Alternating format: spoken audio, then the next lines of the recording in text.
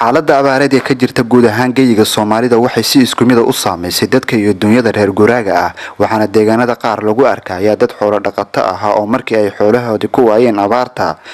ay dantu biday inay u guuraan magaalooyinka.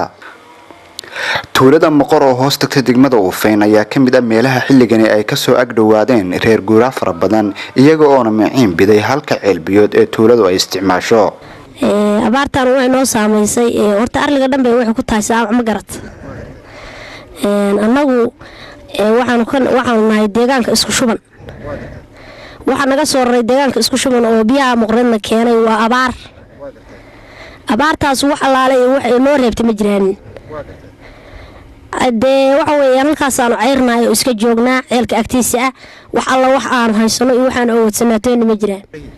xoolihii waa iska dhamaadeen waa baqteen xoolihii waa dhamaadeen wixii kale to haddan iska haray oo aan macna lahayn hufuf ah rajo lahayn meelahaas iska luflufayaan. meelaha qaar waxaa looga tagay dumarka iyo caruurta iyadoona raggu ay intii uga hartay xoolahooda la dooneen baad iyo biyo. maxamed shirwac oo ka mid ah xoolo dhaqatada waxa uu sheegay in 3 meelood 2 meelood xoolihiisii uu ku waayay abaarta. xoolahan wadanay aniga ninkaas waxay ahaayeen 3 tiro iyo bar 3 tiro iyo barkii waxaan hadeer wadnaa 9 ariya baa maanta ceel yimid ma garatay gurigana waxaan kaga nimay ari 30 meelahaas oo sana aan raja lahayn marka waxa weeye sidaasna waxa noo galay waa waqtiga iyo abaarta. dadka qaar ayaa la sheegay in ay la ildaran yihiin xanuuno ay ka mid yihiin shuban mana haystaan dhaqaale ay ku aadaan xarumaha caafimaad.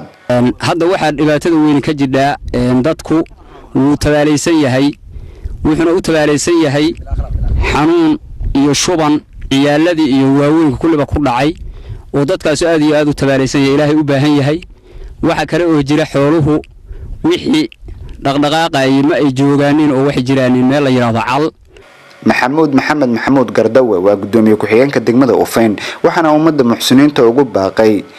inay ilgaar ku eegaan xaaladda ka jirta deegaanka. arrinkaas waxaanu saxaafadda ugu soo bandhignay oo aan rabnaa in meediyaha looga arko ummadda islaamka hay'adaha caalamiga ah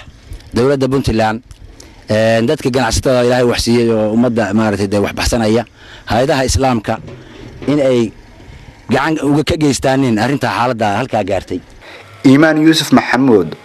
oo gudoomiye oo guddi iskood isu xilqaamay waxa uu sheegay in bulshada deegaanka Ufayn ay gacan u fidiyeen walaalahooda ay abaartu saameysay laakiin baahida jirta ay ka awood badatay. runtii aad bay isu xilqaameen way dadaaleen waan ku mahadsan yihiin maamulka iyo shacabka degmada Ufayn dadka inta karaankooda ah way u gurmadeen raashin bay ururiyeen biyana waxay la gaari kareen way la gaareen hase yeeshee baahida iyo dhibka jirta Ilaahay subxaanahu wa ta'ala kaliya ayaa wax ka qaban kara. saadarteed waxaan ka codsanaynaa cid kasta oo islaam ah ama daneynaysa dadkaas dhibaataysan oo wax qaban karta in ay wax u qabtaan waayo bulshada iyo degmada ay ka agdhow yihiin way ka tan badan tahay culayska meesha yaala. maxamed madani Universal TV Bosa.